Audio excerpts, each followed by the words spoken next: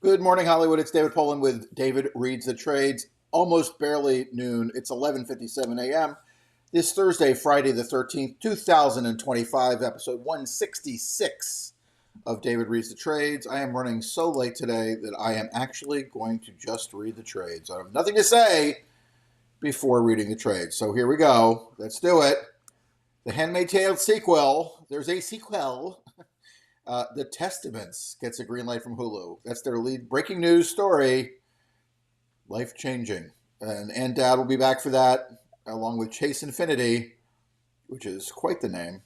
And there you go. So there will be more Handmaid's Tale because it's never seemed more appropriate.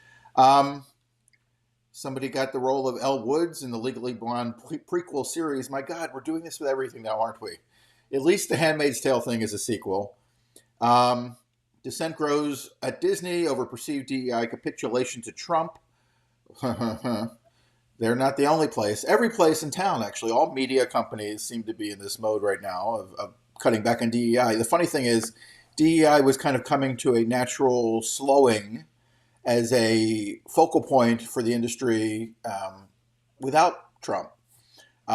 It just, I think people were done, and we also were kind of getting over the COVID thing, and around the same time, it's not that people did not want diversity, it's not or inclusion or ethnicity, but the obsession with it and the kind of you will be killed if you do not do this thing in the industry was just kind of had maxed itself out. People were done going that way, as it were. It didn't mean there weren't going to be shows with people of color and gay people and everything else.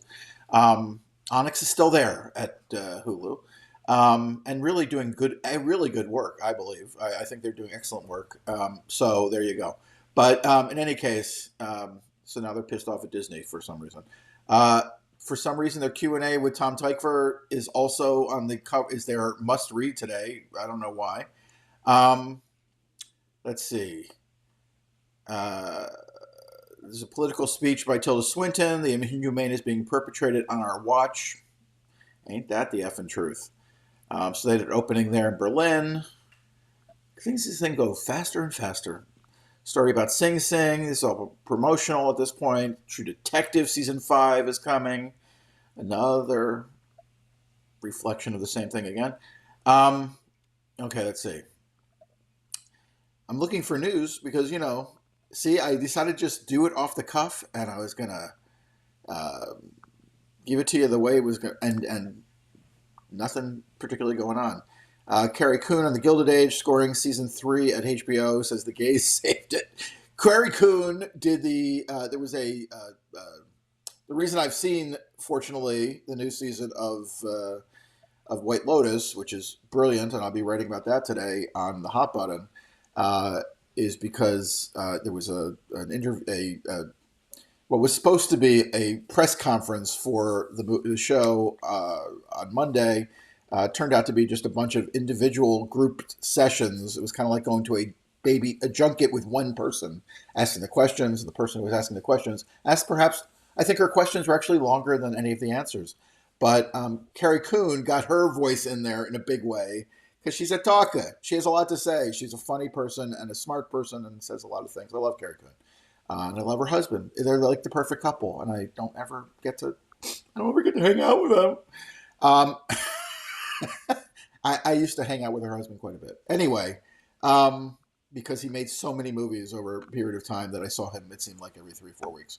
But really a great person and a genius. So there you go. What more could I ask for? Not a damn thing. The 100 greatest TV performances of the 21st century. Dear fucking God. It's not even Oscars yet.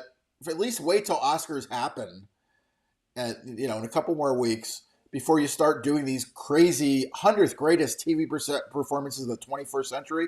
I got news for you, Variety staff. You don't have the slightest fucking idea of anything that happened before 1998. If that. I don't even think you probably know anything in the early 2000s. So, I memean, seriously, you guys are patting yourself on the back by suggesting you have the slightest idea what you're talking about when it comes to anything before the last 20 years. It's there.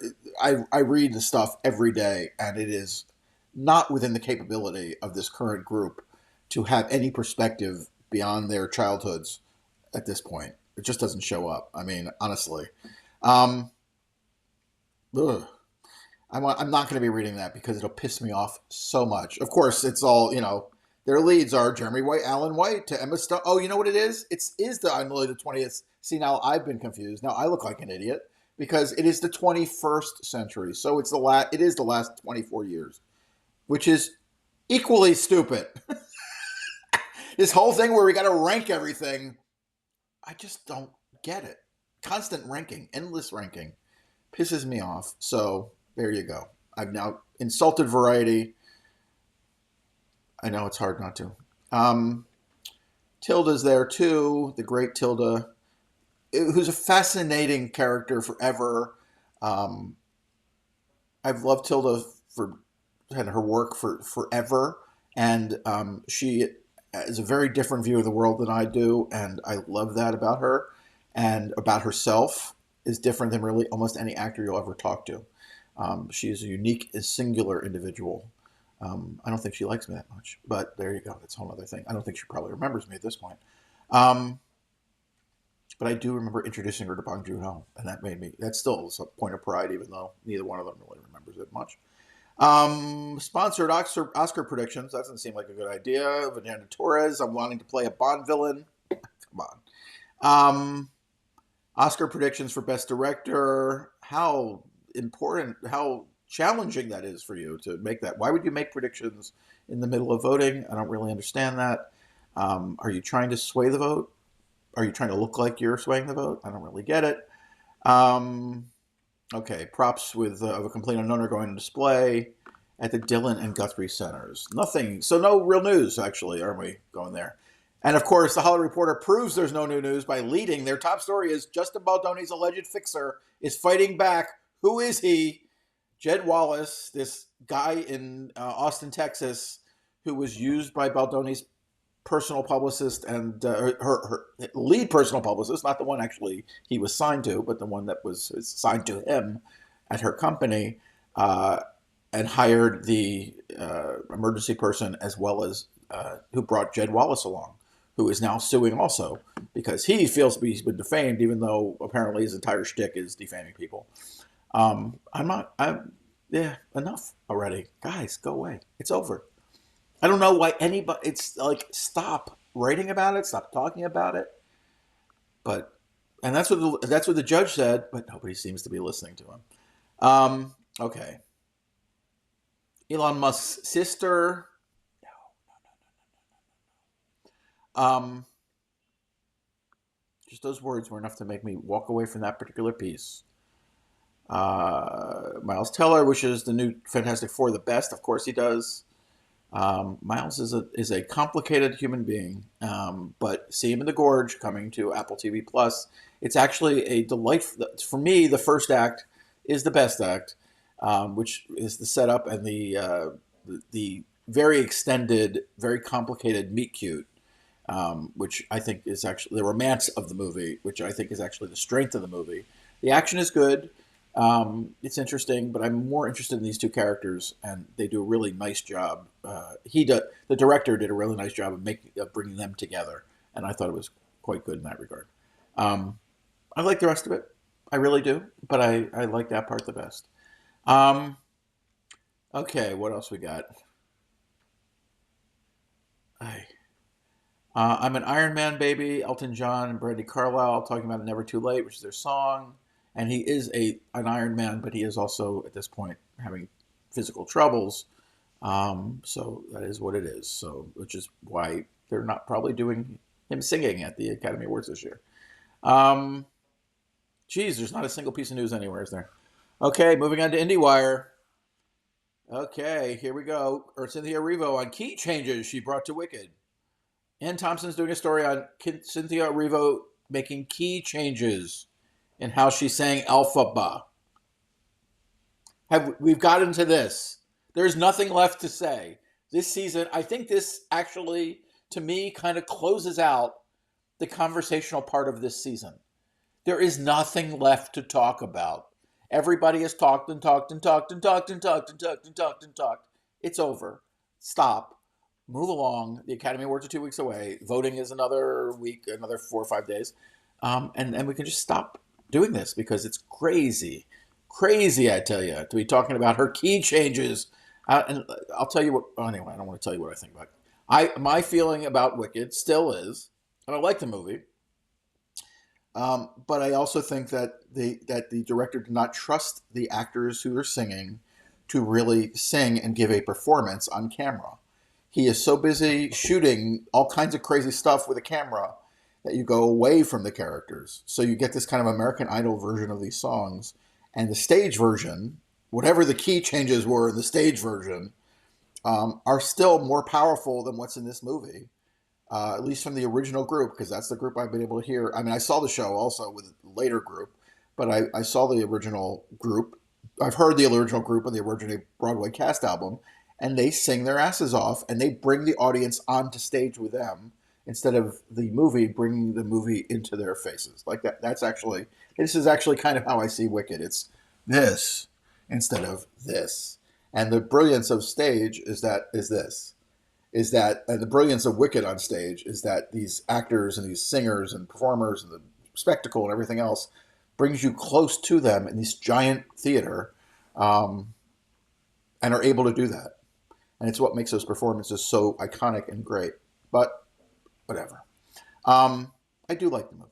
Um, I just, yeah, did not sing and dance myself in the theater. But I would have gone. I really wanted to go to the sing along. I really wanted to see people have that experience and that joy, and that. But we didn't really have the chance to do that. Okay. Vision Quest is still a great sports movie. 40 years later, with a wild, horny streak, says Mike Ryan.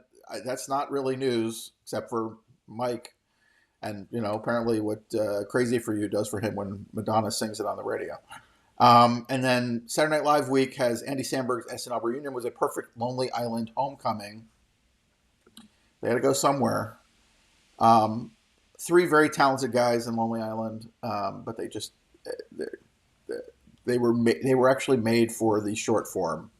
I think that was their strength, and Andy Samberg is his own set of charms. And that is it. There is no news in here, so I'm going to get the hell out of here. It's 12:28 on the clock of the show. On Thursday, February 13th. Thank you for listening. There is absolutely no news. We do have predictions on IndieWire 2, who will win at the Academy Awards. I will eventually do a who I think will win at the Academy Awards, but it will be after voting closes, because I do not want to presume to be pretending that I influence it or that I am important in this regard or that my advice is what you should take. If you're a friend of mine, I'm sure you know exactly what I think about all these movies. Because we've had that conversation, because you're my friend. But I am not going to, I don't like who will win, and I hate who should win, because all who should win is one person's thing. And one of the things about the Academy, for all of the flaws, and there are many flaws, and I still have a writing about that to do at some point, probably after the show, maybe. But it's 10,000 people. And you can't really fix 10,000 people. It's too many people. It was too many people. It was 4,500 or 5,000 or whatever. That's always been the difference between the Academy Awards and all the other movie awards, is that there's this block of people who are in the industry, who are smart adult people, who are not just there because they want free tickets to the movies. Those people are enthusiasts and want to go to movie theaters, and I appreciate all of that. But the power of the Academy, the legitimacy of the Academy, is that it is a chunk of the industry, and it speaks in its own way. And in some ways, I'm not a big look. I'm good with the expansion in terms of bringing international. If the Academy was serious about international, they would do more about international. They failed in this regard so far. However, that said, having a big group, because I think the next biggest, well, there's SAG. But SAG is because it's the NomCom and then the nominating committee, and then it's the big vote is different. I don't know how big the Independent Spirit Awards voters group is, but it's again mostly civilians. The Academy is the most legitimate place in terms of the range beyond just actor, and even actor is only, legitimate is a relative concept, but it's a serious thing because there's so many people in the industry and it covers them. Anyway, have a great day. I will see you tomorrow afternoon. Thanks for listening. Thanks for watching. Thanks for reading the transcript. Bye bye. Or, as we say,